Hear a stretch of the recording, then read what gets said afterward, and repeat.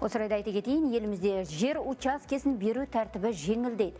Ауыл шаруашылығы министрінің айтуынша, біраз жұмыстар электронды форматқа ауысып, қызмет сапасы жақсара түспек. Қазір осыған қатысты заң жобасы парламент қарауында жатыр. Дегенмен бүгінде жер қатынастарына байланысты бір қатар проблема да бар. Қандай мәселе екенін үкімет отырысын бақылаған әріптесім Арай Сүгірбайдан білейік. Арай, қайырлы күн, сөз өзіңде.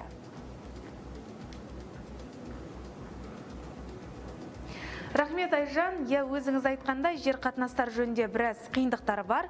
Цифрлық даму министрі Бағдат Мусиннің сөзінше, бұл ұзақ және күрделі процесстер. Екіншіден, әр өңірде 200-ден астам дерек қоры бөлек пайдаланылады. Соның кесірінен жер аудандарының сәйкес келмейтіндігіне қатысты көп шағымдар түсуде. Сонымен қатар, жер саласында есептік кадастрының екі түрі қолданылуда. Ол 200-ден астам жер кадастрлары және жылжымайтын мүлік тіркелімі деректер қорлары.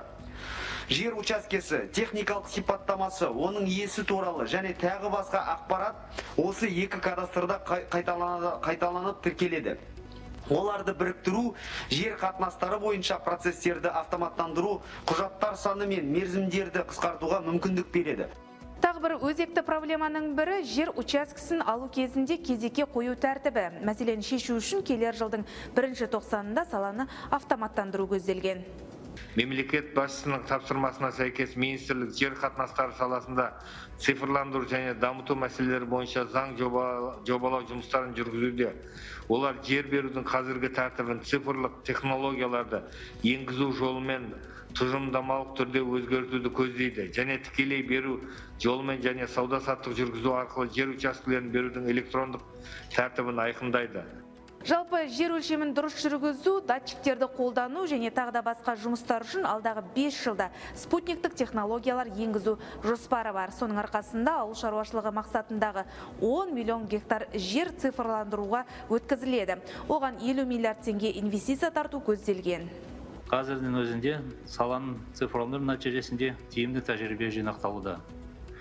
Мұны фермер қожалықтардың басшылары өз сөздеріне жаңа ғана айтып өтті. Өсімдік шаруашылығы мен мал шаруашылығындағы цифрландыру жиналатын астық пен мал шаруашылығы өнімін 20%-ға дейін арттыруға мүмкіндік береді. Жиын соңында үкімет басшысы астық жинау мөлшерін 25 миллион тоннаға ұлғайтуды, экспортталатын өнімнің 70%-ын өңдеуді тапсырды. Сондай-ақ жер учаскесіне құжат беруді 1 жылдан 20 күнге дейін қысқартуды жүктеді. Ол үшін саланы толықтай цифрландыру қажет екенін атап өтті. Мендегі бар ақпарат әзірге осы. Айжан, сөз тізгіні өздеріңізде. Рахмет, Арай.